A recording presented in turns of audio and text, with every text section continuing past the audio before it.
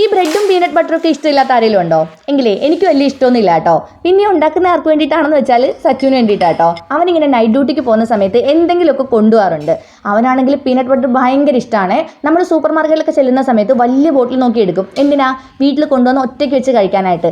ഇവിടെ ഞാനും കിക്കിമോളൊന്നും അതിന് അടികൂടാൻ വേണ്ടി ചെല്ലത്തില്ല. ബാക്കി എന്ത് വാങ്ങിച്ചാലും നമ്മൾ 3 പേരും കൂടെ അടികൂടി ഇങ്ങനെ പകുത്തൊക്കെയാണ് കേട്ടോ എടുക്കുന്നത്. അതും ഒരു സന്തോഷമാണ്.